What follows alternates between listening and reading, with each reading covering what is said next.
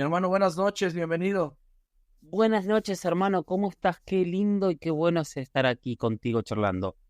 Estoy muy contento por tenerte acá. Le platicaba a la gente que hemos tenido aquí a personalidades que se dedican a la investigación de los temas de misterio, de la ufología y de otros temas similares. Yo soy documentalista de todo tipo. Los primeros documentales que hice hice un documental sobre acciones de dinosaurios, sobre justamente el giganoto, este dinosaurio que ahora aparece en la última película de Jurassic Park. Hice exploración de cavernas, espeleología, hice La Tierra sin humanos, Life After People. Pasé por muchísimos hasta que en 2004 me contrata una productora para hacer una serie de misterios que se llamó Latinoamérica Historias Perdidas, Eso fue en el para 2000. el 2004, que la condujo Jaime Maussan y eran distintos misterios, especialmente de Argentina y de México. Ahí tuve mi primer acercamiento con ovnis, con historias de fantasmas, con chamanes, con realidades alteradas de conciencia, con muchísimos temas que a partir de ahí empecé a conocer, porque aparte como siempre manejé el contenido de mis programas, tenía que conocer. O sea, cuando uno hace un documental siempre tiene que volverse un poco experto en el tema, porque no hay forma de hacer un documental si no se sabe de qué está hablando. Entonces, así, volviéndome un poco experto, es donde empecé a conocer gente, empecé a conocer historias, y a partir de ahí, poco tiempo después, empecé a insistir a History que quería hacer un documental de ovnis. Ellos ya habían empezado con los programas de Estados Unidos de ovnis, en ese momento era Cazadores de ovnis, si no me falla la memoria. Y después de muchos años de insistir, para que te des una idea, creo que fueron entre 4 y 5 años insistiendo para lograr hacer ese documental, logré hacer Contacto Extraterrestre, que era un especial que viajé por toda Argentina, viajé por Uruguay, viajé por Brasil, viajé por Chile, Colombia, y terminé otra vez, por supuesto, haciendo el eje del documental o la parte más grande en México.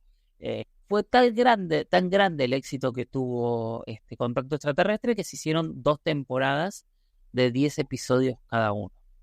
Ya mucho más grandes, con dramatizaciones para los casos que muchas veces terminaban siendo como pequeñas películas. O sea, fue muy lindo y una experiencia muy, muy fuerte.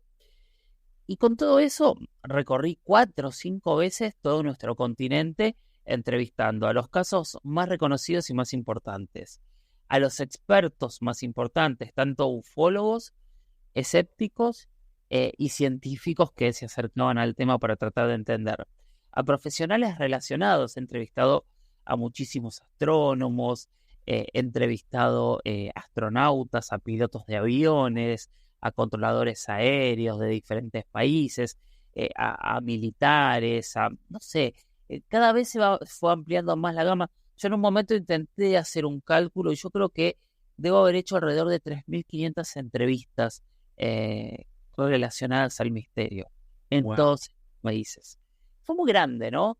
Y de golpe yo me encontré con toda esta información en mis manos, que yo digo que es información prestada, ¿no? Porque es información sobre todo de haber escuchado y de haber estado de primera mano en cada uno de los lugares. ¿Tienes un estimado de cuántos documentales has hecho solamente del tema del misterio, contándolos del tema del misterio? Y del tema del misterio hice 12, 24, 25, y deben ser cerca de 50 horas, 50 documentales. 50 documentales del misterio, increíble, qué maravilla, porque esto te ha llevado por una aventura a lo largo de todo nuestro continente. Y bueno, quiero regresarme al 2004 y preguntarte sobre ese primer documental de misterios que presentó Jaime Maussan. No lo recuerdo, ese programa, ese documental solo salió para Argentina. No, salió en el canal Infinito. De hecho, acá tengo el DVD de Infinito con uno de los episodios, justamente. Este era el Cerro Uritorco. No, salió en todos lados. De hecho, en YouTube están, si pones Latinoamérica Historias Perdidas, los vas a encontrar. Son viejos, Perfectísimo. pero todavía se los encuentra. y fueron 10, 12 episodios. La mitad iba a estar conducido por Jaime, la mitad por un escritor muy famoso de Argentina, que al final fue solo Jaime el conductor, y este escritor hizo un texto muy lindo que terminó siendo la apertura del programa. Oye, decías que para hacer los documentales tienes que conocer el tema. ¿Cómo se te presenta esta oportunidad y decides qué temas abordar, qué capítulos abordar en esta en este primer documental? ¿Cuáles escogiste de Argentina que recuerdes o cuáles escogiste de México que recuerdes y por qué fue que decidiste esos lugares o esas historias? El primero que recuerdo que elegí fue el Valle de Santiago, el país de las siete luminarias, que me pareció un tema fantástico. En ese momento hacía mucho, mucho tiempo que no se lo tocaba. No, por ahí hoy es un tema mucho más conocido. En ese momento había sido un boom en la década del 70 y nosotros fuimos, y como no era en ese momento un tema demasiado solicitado, la verdad es que pudimos hablar con todos los testigos. Fue muy interesante lo que pasó allá en el Valle de Santiago. En Valle de Santiago, disculpa, te interrumpa. En Valle de Santiago, para la gente que no conoce la historia de ahí, es un lugar que se le llama las siete luminarias, que son volcanes inactivos. Y bueno, por ejemplo, yo escribí un libro sobre criptozoología de ahí. Viene una criatura que es el Chan, es un monstruo que vive en uno de esos volcanes. Y también una cosa interesantísima del Valle de Santiago son los vegetales gigantes. ¿Hiciste documental sobre esos vegetales? Tomamos los 3 o 4 puntos que tenía el Valle de Santiago. Del Valle de Santiago son primero las verduras gigantes. En la década del 70 se empiezan a dar frutas y verduras de tamaños increíbles, y los pobladores del lugar empiezan a plantear que esas verduras podían ser la clave para terminar con el hambre en el mundo. ¿Y qué pasó con eso? Era interesantísimo. Si era real que sacaban verduras, pues unas zanahorias gigantes y cosas gigantes, coliflores me parece, sí existían esos vegetales Sí, y sí, sí sí, también sí. funcionaban o pudieran servir para el hambre en el mundo. Sí, es que esto existía. De hecho, en el 4, cuando yo fui, yo tuve betabeles de este tamaño en mi mano. Ok. Entonces, realmente esto ocurría. Había muchas verduras gigantes. He visto algunos maíces secos de tamaños increíbles. Y la persona que cultivaba esto era un agricultor de la zona, que era Don Carmen, que él solo trabajaba la tierra. Y ahí empezaba la duda, ¿no? De si era una técnica ancestral que él tenía guardada, si era un secreto de alguna raza alienígena que se lo había dado, si era alguna fórmula secreta que un científico le había facilitado. La cuestión es que se empezaron a hacer competencias con diferentes institutos agrarios de México para tratar de entender qué es lo que ocurría, y nadie pudo replicar el tamaño de estas verduras, ni siquiera utilizando la misma tierra. Entonces nadie terminaba de saber qué era lo que sucedía para que los agricultores del Valle de Santiago pudiesen hacer estas verduras. Ese es el primer y gran misterio. Nunca se utilizaron estas verduras a nivel masivo, ni sé si se dio la técnica o no para poder hacerlo, pero ahí quedaron guardadas. Hoy el día el señor murió. No murió. A ver, yo el año pasado que produje la primera temporada de Inexplicable Latinoamérica, decidí volver a contar este tema.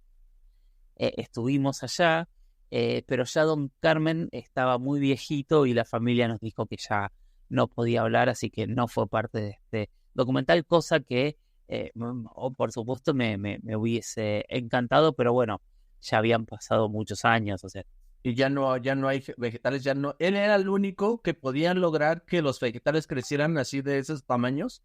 Él era uno de los pocos, no era el único. El resto de los vecinos hablaban que había varias personas que habían logrado hacer lo mismo con la misma técnica de Don Carmen, que la verdad es que hasta el día de hoy no sabemos cuál es. O sea, yo lo estuve conversando muchas veces con él en esos días que estuve viviendo en el Valle de Santiago, y en algún momento me dijo que alguien le había pasado una fórmula secreta, pero en otro momento contaba que en realidad era una técnica ancestral, en otro momento nunca terminó de ser claro qué era lo que realmente ocurría detrás de Qué extraño que crees que haya sido, ¿no? Porque creo yo haber leído que me parecía que después de plantar las verduras, como que hacía un símbolo, un signo, como algo relacionado con las constelaciones. Em, ¿Algo de eso tenía que ver? Puede ser, o sea, puede ser, puede ser. Honestamente, yo creo que tiene el secreto muy bien guardado, porque todo esto dejó de ser y dejó de ocurrir.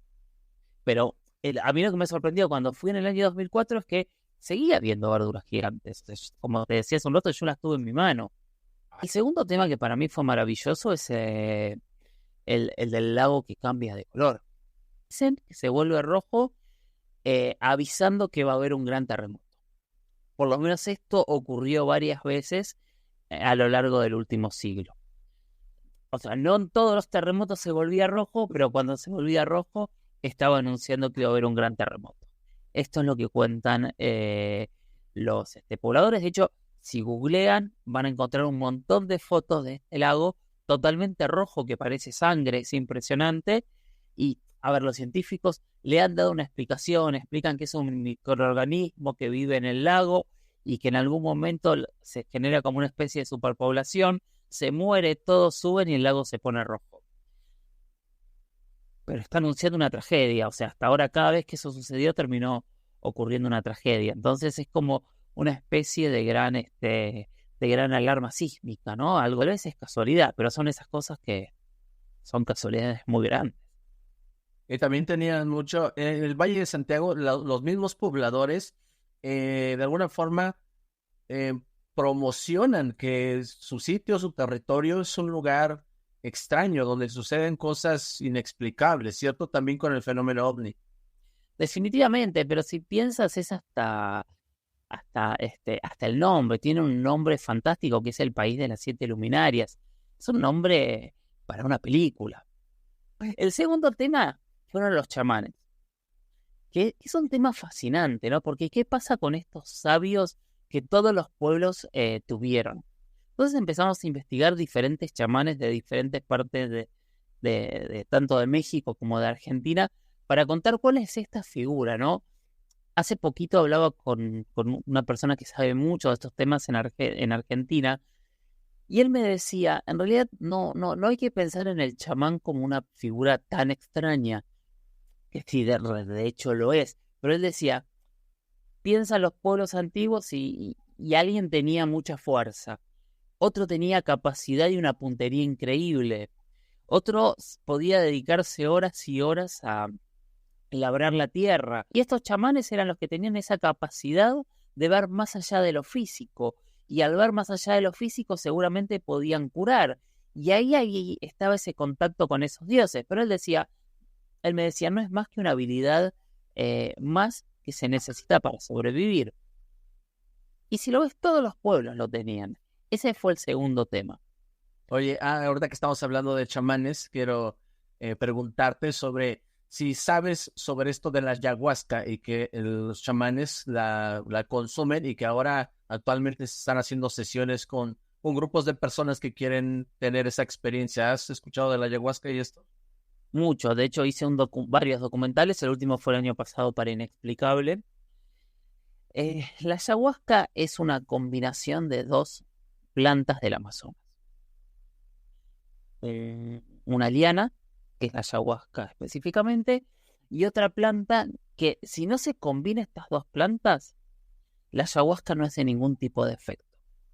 ¿Por qué planteo esto con mucho, de una manera muy fuerte? Porque es muy interesante.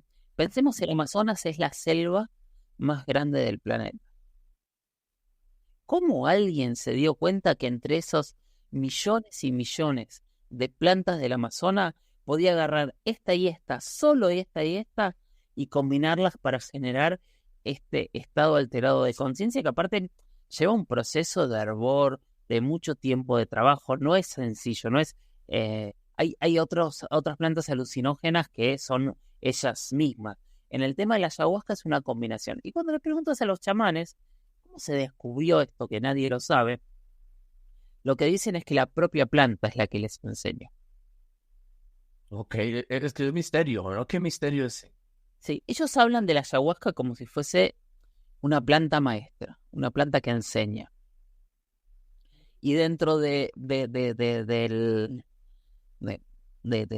estado, del trance, del rito, se supone que quien entra ahí, entra para aprender. Yo siempre recomiendo que hay que tener mucho cuidado. Hay que hacer este tipo de viajes, quien quiera hacerlo, con personas que realmente sepan hacerlo, que sepan cómo guiar y que sepan acompañar en este mundo que no conocemos. ¿Por qué? Porque hacerlo de una manera lúdica o con personas que realmente no estén preparadas puede generar efectos adversos muy fuertes.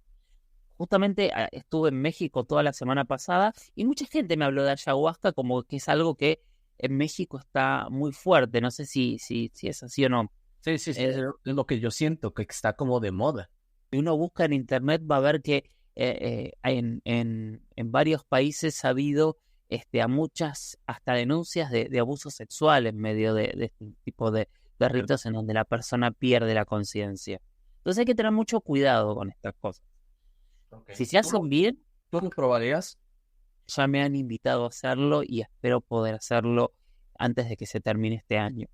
Ok, pues espero que nos puedas platicar tu experiencia cuando vivas esta experiencia de la ayahuasca. Otro de los misterios que hablaste en ese documental de Argentina, por ejemplo. De Argentina hablé de el Cerro Uritorco, de la ciudad de Erx, que es este lugar donde es esta montaña que está en medio de la provincia de Córdoba, en donde hay avistamientos de ovnis todo el tiempo y donde los pobladores de allí cuentan que en realidad hay una ciudad intraterrena, que es la ciudad de Erx, en donde vive parte de la Hermandad Blanca y que mucha gente va allí a buscar conocimientos y sabiduría. ¿De dónde Es viene esta historia? otro muy lindo documental. ¿De dónde viene esta historia de que adentro hay una ciudad? Viene de varios lados. En realidad, hay un grupo de personas que en la década del 80 empezó a fortalecer la idea de que ahí se veían luces. Cuando se empezó a investigar un poco más, se encontró que había un pueblo originario que vivía en esta zona, que eran los comechingones, eh, y que los comechingones ya le habían prestado atención a esta montaña, como que ocurría algo extraño. Diferentes personajes contactados empezaron a hablar de la ciudad de Erx, y estos personajes que empezaron a hablar de la ciudad de Erx empezaron a hablar de diferentes ciudades intraterrenas que hay en distintas partes del mundo, ¿no? Se habla en muchísimos lados que hay ciudades intraterrenas y que en estas ciudades intraterrenas dicen ellos que se albergaría el conocimiento secreto de la humanidad. Digo, dicen ellos porque yo no bajé a Erx, no encontré ninguna puerta. Ahí empieza todo el debate que muchas veces se tiene y que muchos de ellos explican que en realidad uno debe estar preparado, otros hablan de que es físico, otros dicen que es una ciudad espiritual. Y ahí es donde se empieza a encontrar todo este debate para preguntarnos realmente qué es Erx y dónde está. ¿Quieres platicarnos de algún otro tema que escogiste para ese... Y uno de los que me partió la cabeza, como decimos aquí en Argentina, fue exorcismo. exorcismos? ¿Dónde? ¿En Argentina o en México? Para exorcismos entrevisté exorcistas de Argentina, exorcistas de México y exorcistas también de España. Tuve una entrevista muy larga con un sacerdote que es el padre Fortea, que yo creo que fue una de las entrevistas que más me llamaron la atención de toda esa serie. Fue impresionante esa entrevista. Y con cada uno de los exorcistas empezamos a plantear y cada uno me contó alguno de los exorcismos que realizaron, tanto en México como en Argentina, y fueron muy fuertes, fueron muy sorprendentes. Pero ¿te platicaron o tuviste la oportunidad de estar en una práctica de estas, ver algún video, etcétera? Vi videos, escuché audios sobre todo, pero en realidad lo que yo hice en ese momento para ese primer documental fue hacer la entrevista de cada uno de estos. Y el que más me sorprendió fue este señor. Padre Fortea es un padre, un sacerdote que tú lo ves y de alguna manera tiene una imagen muy fuerte, que ya a mí en lo personal ya me daba miedo verlo en esa imagen que era realmente muy fuerte, y era un sacerdote que él se presentaba como demonólogo y tenía escrito en ese momento un libro que se llamaba La Suma Demonológica. Y en esa suma demonológica contaba sus combates contra el demonio. Y nos contó 4 o 5 exorcismos en donde terminaba el exorcismo y se iba a dormir y se despertaba en medio de la noche con un demonio hablándole. No puede ser. Cuenta que exorcizó al propio Lucifer de un cuerpo una vez, y explicaba cómo funcionaba el exorcismo, ¿no? Y él contaba cómo hay una clave que creo que es bastante conocida para hacer un exorcismo, que lo primero que tiene que saber el sacerdote es quién es ese demonio. O sea, por eso le pregunta el nombre. Según los sacerdotes me han explicado, los demonios siempre tienen que responder cuando se le ordena hacerlo en nombre de Cristo. Entonces ellos le decían, dame el nombre. Sabiendo el nombre, ellos sabían el pecado que tenía el demonio. Así como los santos tienen virtudes, cada demonio tiene un pecado principal, que puede ser la soberbia, puede ser la gula, bueno, cada uno de los pecados. Entonces lo que hacía el sacerdote para sacarlo era rezar por la virtud que se contrapone a ese pecado. Ok, esa es la manera de atacar a un demonio. Primero saber qué demonio es y después atacar contra su contraparte. Exactamente. Y él contaba cómo era este trabajo, que aparte lo interesante, y yo empecé a hacer este documental porque 2 años antes se había actualizado el ritual de exorcistas. O sea, hasta ese momento se utilizaba un ritual de exorcista que era de la Edad Media. Y de golpe se actualizó. Entonces, mi primer planteo y la pregunta que yo hacía es, si se actualiza el ritual de exorcismos, la iglesia, en este caso, sigue pensando que esto es real, que no es una explicación, como se decía, de enfermedades mentales. Porque si fuese un ritual viejo que se utilizaba para explicar cosas que mentalmente antes no se podían explicar, no lo hubiesen actualizado. Bueno, y ahí es donde me empecé a encontrar con los diferentes exorcistas que me contaban cada una de estas cosas. Recién hacían una pregunta, si había sacerdotes especialistas en ser exorcistas. Sí, cada diócesis cada diócesis del mundo tiene un sacerdote exorcista por lo menos. Que este sacerdote exorcista generalmente es secreto y el único que conoce la identidad del exorcista de cada diócesis es el obispo. Por supuesto, hay sacerdotes exorcistas famosos. Recién alguien nombraba a Gabriel Amort, que es el exorcista más famoso que ha tenido la Iglesia Católica. Está el padre Fortea. Hay 3 o 4 en México que yo he entrevistado y he sacado. Hay 3 o 4 en Argentina que también los he sacado. Hay exorcistas fuera de la Iglesia Católica, porque en realidad el exorcismo y la posesión del demonio no es algo que solo ocurre en la creencia católica. En prácticamente todas las creencias se habla de endemoniados y se habla de quitar a estos demonios, que también es interesante, ¿no? Porque es bastante más complejo y bastante más común de lo que se cree. En México lo que yo me encontré es que había como una asociación de exorcismos y había un jefe de exorcistas en Ciudad de México que fue una de las personas que yo entrevisté en aquel momento. Y estas personas no eran de la Iglesia Católica, era un grupo dedicado a esto. Sí, exactamente. No, eran de la Iglesia Católica, eran sacerdotes católicos que todos eran exorcistas. Ah, ok. Y el ritual, tanto como de la Iglesia Católica como de las personas que lo hacen sin estar dentro de la Iglesia Católica, ¿es similar o se puede expulsar un demonio de diferentes formas? No, hay diferentes formas de expulsar demonios. Cada religión tiene sus propios ritos. Y de hecho hay varios ritos dentro de cada religión. Si tú ves, por ejemplo, los evangelistas realizan un tipo de rito bastante distinto, los protestantes tienen sus ritos, o sea, todas las religiones tienen algún tipo de rito de expulsión de demonios. Y son distintos, obviamente, porque de alguna manera responden a cada religión. Oye, ¿a ti te quisieras vivir una experiencia al ver un exorcismo? Son experiencias muy fuertes y que realmente me dan bastante miedo, no te voy a mentir, no les voy a mentir. Son esas cosas en donde realmente ocurren cosas que creo que no podemos controlar. Y creo que hay que estar para entrar en el mundo espiritual hay que estar muy preparado. Yo recuerdo una charla con uno de estos exorcistas una vez, que él me decía una frase que a mí me llamó mucho la atención. Yo le empecé a hablar de fantasmas, de demonios y demás, y qué pensaba la Iglesia Católica de todo esto. Entonces él me dio una frase que a mí me asustó bastante. Él me dijo, la Iglesia Católica cree en el mundo espiritual totalmente, no lo niega, lo prohíbe porque no se puede controlar y no se sabe quién es. Y nosotros creemos que quienes bajan al mundo no son de Dios, o sea, no son buenos. Es muy debatible esto, ¿no? Pero esto es lo que me dijo este padre exorcista que a mí me asustó.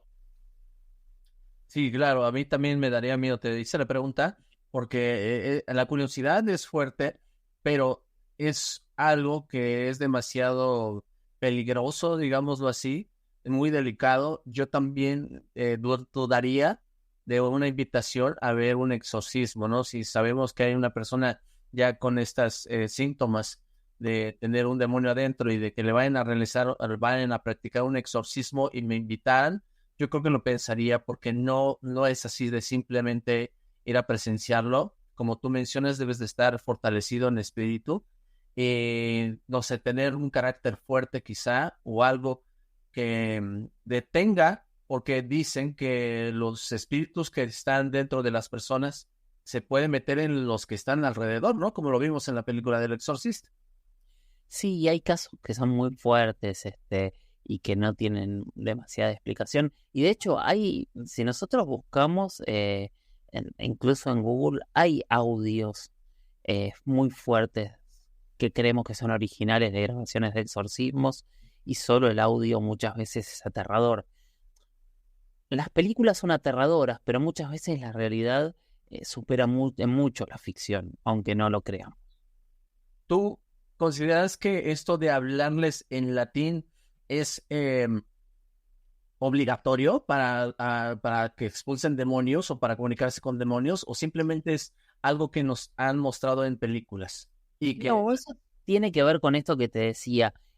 Originalmente en la Iglesia Católica los ritos eran en latín, porque era el idioma del Imperio Romano. Entonces, cuando la Iglesia Católica se vuelve la religión oficial de los romanos, todos los textos que antes estaban en arameo o en griego, o dependía la forma, la región, en un idioma distinto, todos se vuelven al latín. Justamente lo que se hizo en el 2004 fue actualizar ese rito. Antes toda la misa era en latín y después se fue actualizando a los idiomas de cada país.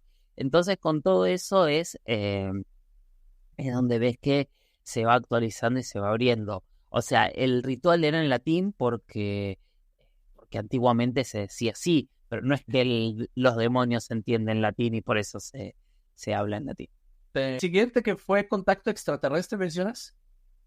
El siguiente de Misterio, en el medio hubo muchos documentales distintos, pero el siguiente de Misterio sí fue Contacto Extraterrestre. Antes hice una serie que a mí me ayudó mucho para entender muchos temas, que se llamó La Batalla de los Dioses, que era de mitología. Que ahí hicimos dioses aztecas, dioses mayas, dioses incas, y contamos los mitos de 4 dioses buscando construir un relato que no existía, porque en América no había este relato aristotélico de introducción y de desenlace que sí encontramos, por ejemplo, en la historia de Zeus o de Odín. Sí, este programa salió, o este documental salió en History Channel. Exactamente, sí, salió en History Channel y cada tanto también lo vuelven a pasar, y en el YouTube de History está.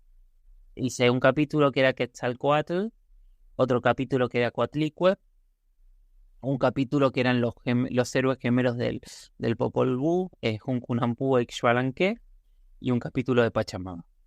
De hecho, esto es curioso, pero fue la última vez que tuve que hacer una investigación dentro de una biblioteca. Fue un trabajo muy fuerte adentro de la biblioteca porque había que encontrar datos que no estaban fuera de los libros, que no estaban ni siquiera en libros publicados en línea. Entonces, fue un trabajo muy lindo y trabajé con muchísimos antropólogos de la UNAM, de las universidades de Lima, de universidades de Argentina, para poder ver cómo contábamos estas historias. La verdad que eso me ayudó mucho, mucho a entender toda la mirada propia de los pueblos originarios de América Latina para poder, que después me ayudó mucho a la hora de hacer, sobre todo ese primer contacto extraterrestre que quería contar yo, los avistamientos ovnis a lo largo de la historia. Después esa idea fue mutando un poquito, pero de alguna manera Está puesta. Eso me hace recordar un video que subiste el día de hoy, que está bien interesante, a ver si lo contamos más adelantito, porque antes de que se me olvide. Sí, sí, sí, está bien interesante y me gustaría que se lo contaras aquí a la gente. Cuéntame un poquito de Contacto Extraterrestre, algún capítulo que te recuerde. Contacto extraterrestre, el especial es muy lindo y son casos a lo largo de la historia, pero al final no fueron los casos más importantes de la historia, sino que los fuimos ordenando y coordinando. Y después para las temporadas nosotros poníamos una temática por capítulo. Entonces había un capítulo que era lugares calientes, o sea, los lugares más fuertes de avistamientos en América Latina. Otro capítulo que para mí estaba buenísimo era ovnis caídos. Eran las historias de objetos que cayeron y fueron recuperados en diferentes partes del continente. Otro capítulo que estaba buenísimo era ovnis y ataques, y hablábamos de historias donde los avistamientos habían terminado en un tipo de agresión por parte de los ovnis a los testigos. Había un capítulo muy, muy interesante también que era de secretos militares. Tú, si quieres, me frenas en cuál quieres que te dé más detalles. Sí. Había varios capítulos de ovnis y aviones, que es un tema que a mí me ha obsesionado siempre mucho, porque me parece que es de los puntos más creíbles cuando hay avistamientos de ovnis y aviones. Había capítulos de historias en primera persona que también eran alucinantes y muy sorprendentes. Nada, fueron tantos capítulos y cada uno tenía un punto interesante para debatir y para pensar el fenómeno ovni de una manera distinta. En este capítulo de ataques de ovnis a personas, cuéntanos una historia de estas que recuerdes. Yo creo que es la historia que más me ha impresionado a mí del fenómeno ovni, que supongo que la conocerán algunos de ustedes, no todos, que es el caso de Isla Colares. Isla Colares es una isla muy, muy pequeña que está en medio del Amazonas en Brasil, en el estado de Pará, casi sobre un afluente del río Amazonas, llegando a unos 200 kilómetros del océano. Imagínense, estamos hablando 1970, una isla en medio de la selva, en donde la gente que vivía ahí eran todos pescadores. Entonces, en el 77, había un pescador que de golpe ve una luz en el cielo. Esta luz lo ilumina de alguna manera y esta persona queda paralizada. Cuando queda paralizada, baja algo del centro de la luz, como si fuese una pequeña luz, y lo quema. Y lo que cuenta la persona es que en realidad le saca una muestra de sangre. Y regresa al pueblo con una quemadura, lo curan en la sala de primeros auxilios. Él cuenta esta historia, muchos no le creen, pero al día siguiente otra persona también llega a la sala de primeros auxilios, otra vez quemada. Y otra persona más, y otra persona más. Y de golpe había más de 15 personas que habían sido quemadas por la luz. Y todos contaban la misma historia. Y ahí el pueblo se empieza a poner un poco más tenso, hasta que de golpe llega una persona con una quemadura más grande y fallece en la sala de primeros auxilios. Cuando una persona muere, se genera tal histeria, tal miedo en el pueblo, que todos empiezan a tratar de escaparse. y de hecho entre el 70 y el 80% de la población de la isla se van. Entiendan esto, o sea, prácticamente la isla quedó desierta, la gente abandonó sus casas por miedo a las luces que los quemaban. Ok, ¿eso sucedía durante la noche, estas luces? No, sucedían de día y de noche. Ok. Especialmente de día, que era cuando la gente estaba pescando, trabajando, en la madrugada también, pero nada. Hasta ahí es una gran historia. Lo que pasa es que ese es solo el principio. Entonces llega una comisión de la Fuerza Aérea de Brasil y hacen un campamento en las playas de la isla.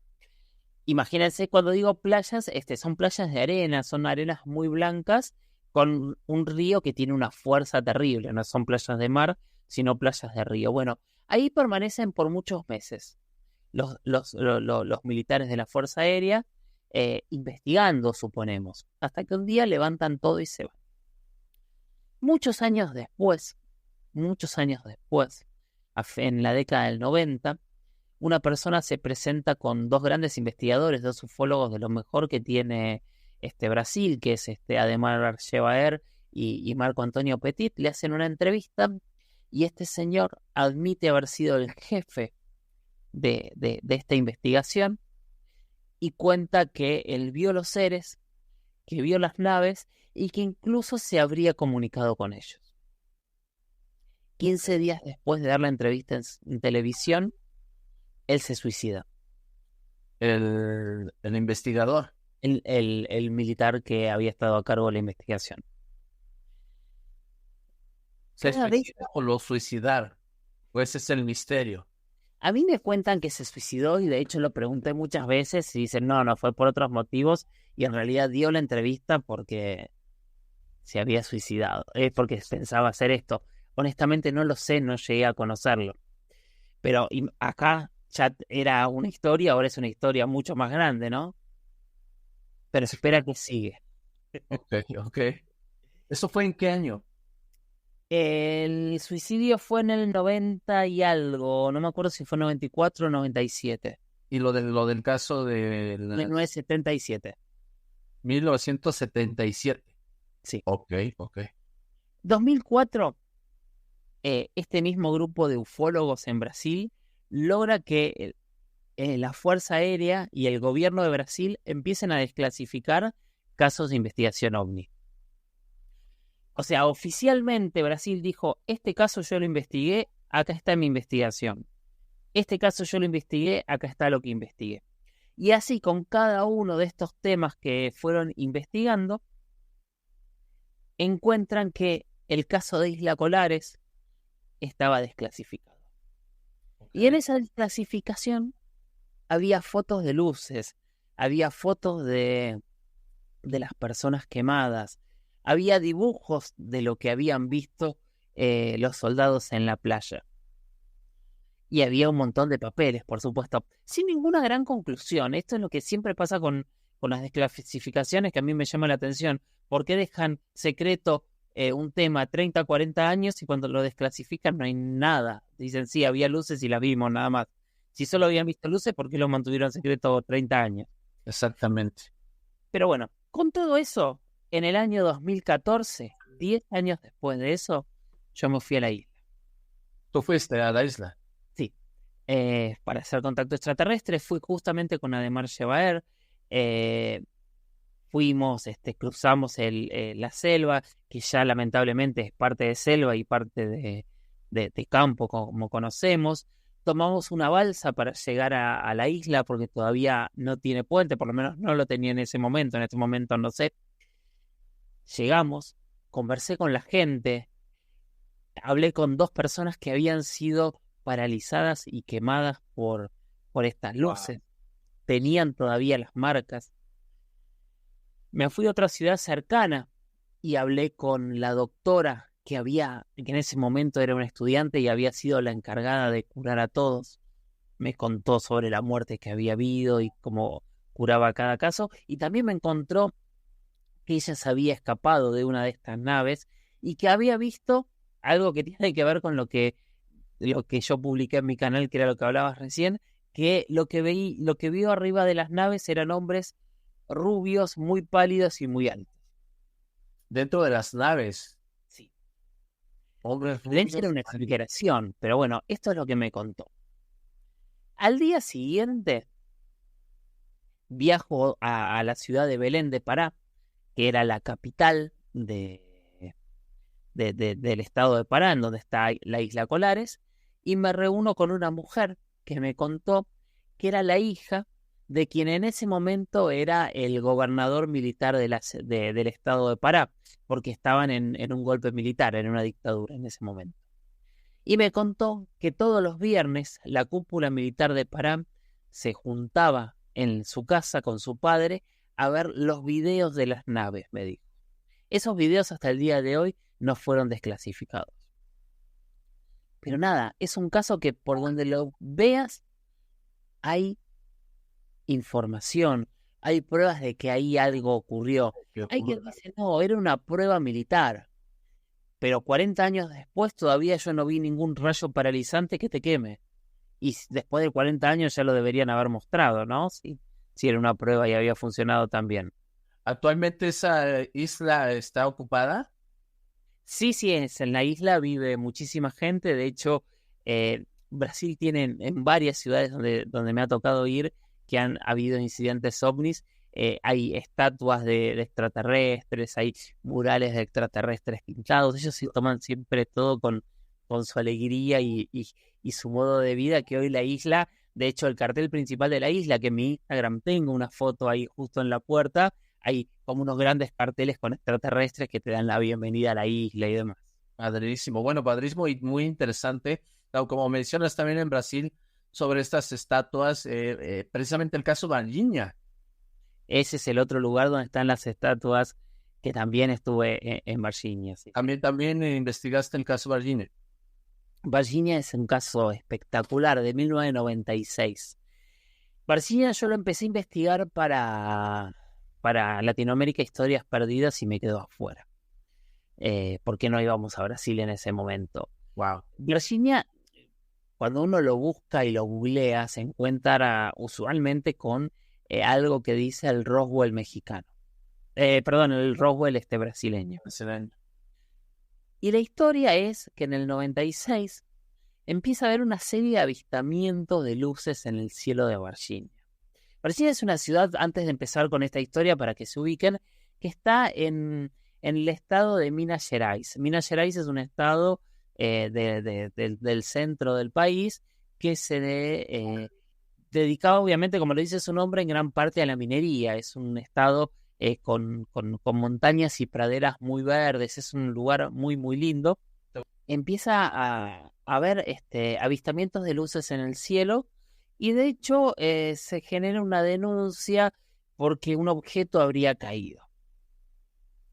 Pasan varios días de esta noticia y una tarde 3 chicas están regresando a su casa y deciden cruzar por un terreno baldío. No sé si en México se entiende lo que es un terreno baldío, si lo utilizan así o no. Sí, terreno baldío, sí. Perfecto. Entonces cruzan por este terreno y de golpe, mientras están cruzando, ven que algo se mueve. Miran hacia un costado y se asustan muchísimo. Cuentan que ellas empiezan a sentir como un olor muy feo, muy azufre, dicen ellas, y salen corriendo. Llegan a la casa desesperadas y cuando llegan a la casa le cuentan a la madre, a los familiares que estaban ahí, que acababan de ver al diablo. Entonces empiezan a describir que habían visto en este terreno baldío un ser gris con una especie ¿cómo decir?, de cuernos en la cabeza, con ojos muy grandes, con manos muy largas. Un ser muy extraño, que ellas automáticamente asociaron con un demonio. Bueno, la familia se empieza a asustar, no entienden qué pasa, empiezan a hablar con vecinos, empiezan a generar un caos cada vez más grande alrededor y deciden salir a buscar este ser. Entonces van al terreno donde ya no había nada y mientras empiezan a caminar por la ciudad de Varginha, que es una ciudad hoy un poco más grande, pero en ese momento no era tan grande, empiezan a encontrar camiones militares dando vueltas por la ciudad, que les llamaba la atención porque no hay base militar. De hecho, la base militar estaba en esta otra ciudad que yo les decía recién, que es Tres Corazones, que es donde nació Pelé. Bueno, y empiezan a ver los camiones que están circulando por toda esta ciudad y empiezan a preocuparse porque claramente lo que cuentan las tres chicas, los camiones, la población empieza a pensar que realmente algo pasaba. Bueno, desde los camiones se cuenta la segunda parte de esta historia. Los camiones llegaron justamente por una denuncia que habían visto un ser, y lo que cuentan los propios pobladores es que se encontraron y atraparon a dos seres en las calles de Virginia. Uno habrá sido el que vieron estas chicas y después se encontraron uno más. Cargaron a estos seres y se los llevaron sin decir absolutamente nada. Obviamente en ciudades tan pequeñas esto se terminó sabiendo. Y uno de los soldados, Marco se llamaba de nombre, estaba regresando a su casa. Él vivía en Virginia con su auto y de golpe algo se cruza delante del auto. Y él reconoce que es algo como lo que acababan de atrapar, o sea, era un tercer ser igual a los que había visto. Entonces parece que este señor se baja del auto, sale corriendo y se le tira encima a este ser y lo agarra. O sea, lo salió a atrapar Lo taclea, evidentemente, y lo termina agarrando. Lo agarra con sus manos, lo sube a su auto y lo lleva a la base militar. Ok. Bien. El problema es que cuando sale de la base militar, Marco empieza a sentirse cada vez peor. Y se siente tan mal que termina yendo al hospital de Virginia. Y está cada vez peor y se empieza a sentir mal y lo terminan internando. Y se muere a los 3 días, si no me falla la memoria. Se murió. ¿Cuál fue el parte médico? Más que parte médico, yo te cuento que estuve con el médico que lo atendió cuando estuvo en Virginia. Okay. Y el médico que lo atendió, lo que a mí me contó, es que había sido algo que él nunca en su vida había visto. Era como si de golpe hubiese perdido absolutamente todo su sistema inmune. Y mientras se moría, el médico me decía que lo único que decía era que él había agarrado el ser y se lo había llevado.